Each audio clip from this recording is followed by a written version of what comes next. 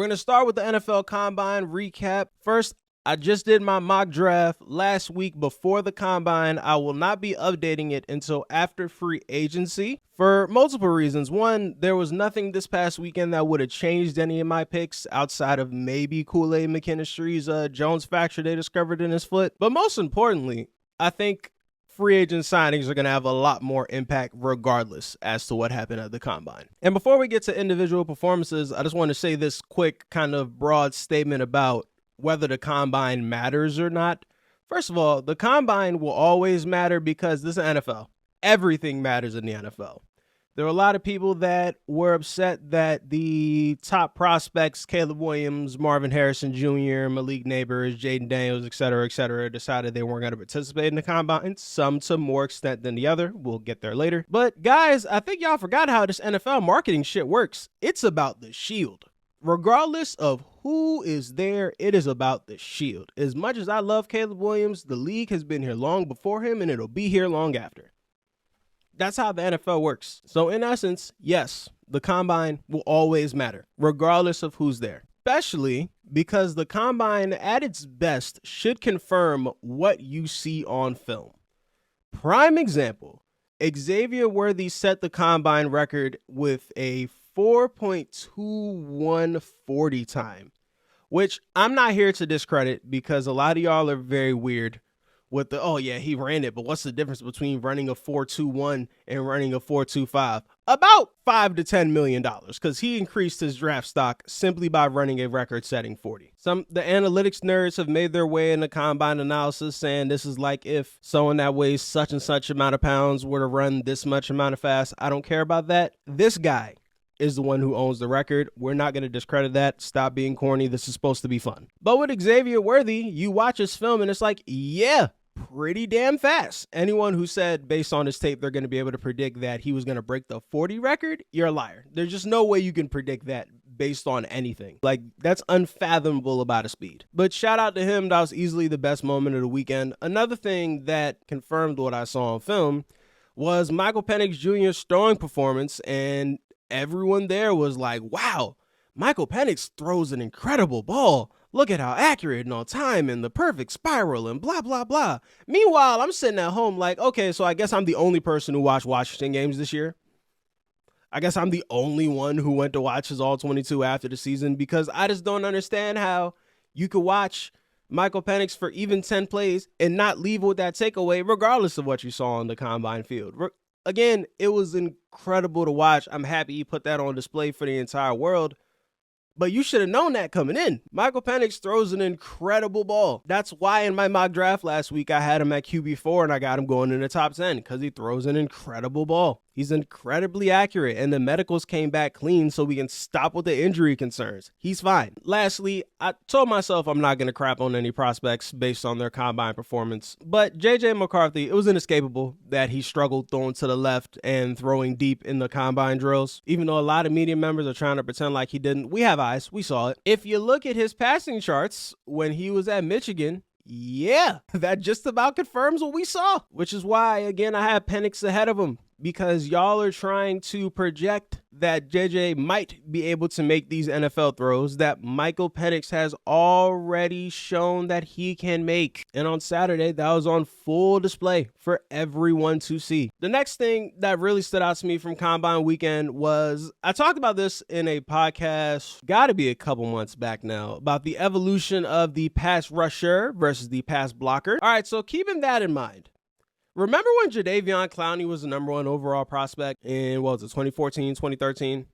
And we thought he was a generational, once-in-a-lifetime physical specimen that we've ever seen. Well, the number one edge rusher in this class is Dallas Turner, who has better numbers than him in every single category. 40 time, Dallas Turner runs a 4.46, Jadeveon Clowney ran a 4.5. Dallas Turner had a 40-inch vertical, Jadeveon Clowney had a 37.5-inch vertical. Broad jump, he got him beat by 3 inches. Dallas Turner is 2 inches shorter and it looks about 20 pounds lighter. Arm length is about a 1/4 inch shorter. Roughly same measurables, give or take a couple inches and a few pounds here or there, but the point still stands. What we thought was out of this world, alien-esque, you must take this guy first overall because we never know we're going to see this again, is now commonplace in the NFL. Dallas Turner is going to be one hell of a player on the next level. He's my #1 defensive player on the board, but he's not going to go first overall. And because of how good the offensive players are in his draft, he might not even end up being a top 10 pick. But to the rest of the edge rushers, there are 5 edge rushers that ran a 4.6 or faster. Dallas Turner, who we just mentioned, Chop Robinson, who ran a 4.48 at like 260 pounds, which is insane. Muhammad Kamara, we'll talk more about him later, ran a 4.57. Jared Verse ran a 4.58. And Chris Braswell, who is the other edge rusher from Alabama, who ran a 4.6. Imagine your other edge rusher ran a 4.6, and he's coming out. It's ridiculous. The fastest offensive lineman was Roger Rosengartner, the offensive tackle from Washington, who ran a 4.92, who, for those of you who are going to go back and watch him based on his combine performance, just don't watch the national championship. It'll be better served for all of us if you don't, especially for him. Just ignore it, move on past it, pretend like it didn't happen. But for reference, there were 5 defensive tackles that ran faster than that, and Drazon Newton didn't even participate in the combine, and he probably would have been faster than that too. I say that to say, obviously 40 times are not the perfect measurement for athletic ability, but it's a pretty damn good one to say, hey man, these edge rushers are getting better and leaner and stronger and faster. Meanwhile, offensive linemen are they're about the same. And this is one of the best offensive lineman drafts we've seen in quite a while. Still, when you look at the physical measurables against their opposition, it looks a little rough compared to them in the light. It just does. We're gonna do the combine winners. Again, I'm not really gonna get into the losers here. Big winners were Michael Penix and Xavier Worthy. I feel like those are self-explanatory. You be the best, you put on the best throwing performance at quarterback and you set a record in the 40, you leave as a clear winners. #1 with a bullet. Next, we got Brendan Frisk, the defensive tackle from Florida State, who ran a sub 4.8 40, the fastest among defensive tackles. Looked fantastic in every single drill, and it shows up on tape. He's explosive all the time. Every single play you see him, high motor player. He definitely helped his draft stock out a little bit.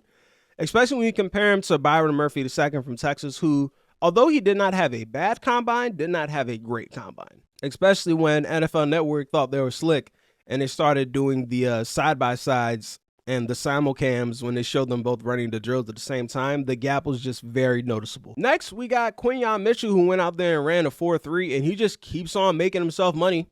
Since the Senior Bowl, he's improved his draft stock from early second rounder to, quite honestly, if he goes top half of the draft at this point, I would not be surprised. And now the argument between him and Terrion Arnold at cornerback 1 becomes a legitimate one. Although Nate Wiggins ran a, 4.29, 4.28 40, something like that. At 173 pounds, I don't know if you could comfortably put him at cornerback 1. Terrion Arnold ran a 4.5. That's perfect for him. That was about what you expect. But now with Quinyon, with the Senior Bowl and with the NFL level speed, you can now put the lower level of competition doubts to bed because, all right, we now have all the evidence we need that he can compete at an NFL level against better competition. He has the tools and he's shown the ability to do it. So whoever comes off the board at quarterback 1 is interesting, but Quinyon has now officially put his hat in the ring for that.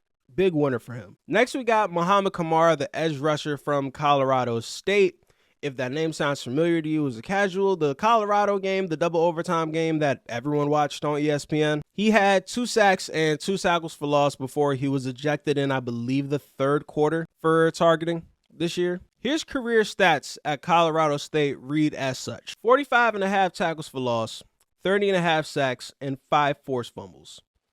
He's more of a power rusher on film, an undersized power rusher at that. He's like 255-ish, give or take. But to watch someone who relies more on power go out there and run a sub 4.6 was like, whoa, okay. Didn't know you could do that one. I was looking around at draft projections and scouting reports because after I went to go watch this film, I'm like, why isn't he higher on most boards? Because you'll hear most people say edge rushers, there's a steep fall off after like the 3rd or 4th one, which I just flatly disagree with. I've seen people say he goes as low as 6th round and as high as early 4th.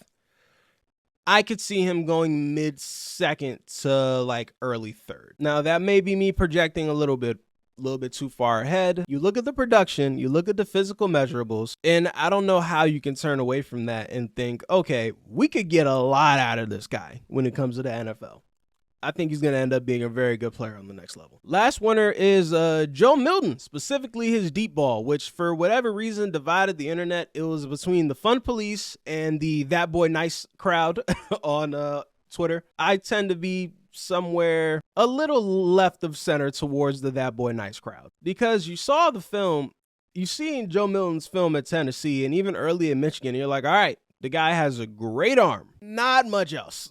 Unlimited arm strength, very limited accuracy, right? But then you see the highlight film throw where he effortlessly throws 75 yards and then does the look away, finger gun to the sky, look real cool. And honestly, we could have left it at that. Look real cool. But the first thought that a lot of people had when they saw it was, oh, but why wasn't he this good at Mitch? Why wasn't he this good? Why didn't they win anything in Tennessee? Why is the numbers this blah, blah, blah? I'm just like, dude, we could just enjoy the 10-second video of a deep throw. And no matter what side of the fence you think you are on for his deep throw, I guarantee you that video is going to get him drafted higher than you think he should be. Just wherever you currently have him slotted, move him up at least a good 20 picks, because that video is going to get it done. If it comes down to him, between him and some other mid-rounder quarterback, they're going to take him based on that video. They're like, yeah, but look at the arm. Look at the arm strength. So those are my biggest winners of Combine weekend. The last point I have to address is the slander of the top prospects, of them choosing not to participate in the combine drills to more extents than others. Now, I'm a known Caleb Williams defender. I will continue to be so. For him saying, I ain't gonna do no medicals here, I ain't throwing, I ain't running, I'm gonna sit here, we gonna take these pictures, I'm gonna do all these social media videos, do my press conference, and I'm gonna get up out of here. And then the first question he dealt with was by some fantasy loser online. I forgot the name of him, some loser. That first thing he said when he got to the podium was, are you scared of competition? Is that why you're running away? Well, yeah, that explains why he doesn't want to do it, because he's scared of competition. Every single game he had to go out there, and if his team didn't allow 45 points, he won. But hey, scared of competition. Number one prospects not participating in combine drills is not a new thing at all.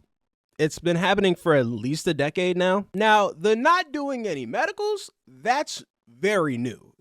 Even that one caught me off guard a little bit.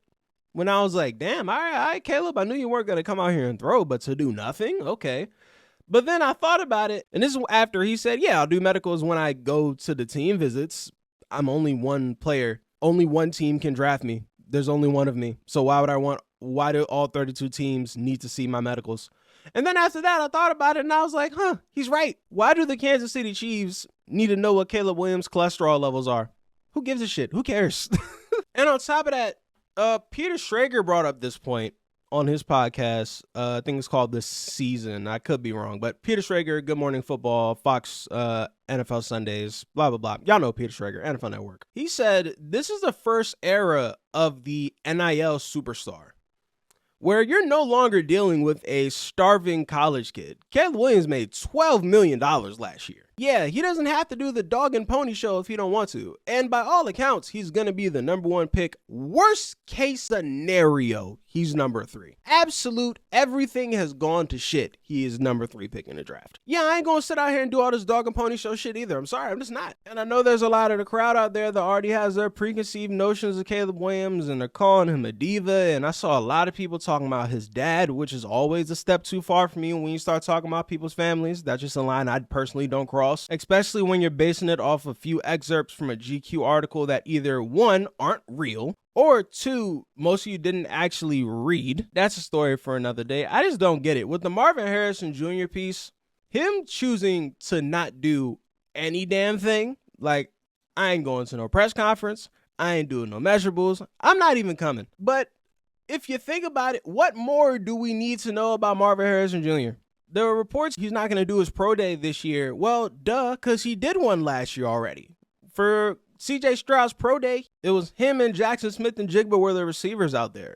And the number one headline leaving CJ Stroud's pro day was, Everyone else looked pretty good, but oh my God, Marvin Harrison Jr., I can't wait to see him next year. What more does he have to prove? He doesn't have an agent or this, that, and the third. I'm like, yeah, his dad's in the Hall of Fame. He doesn't really have to learn much about the draft prospect.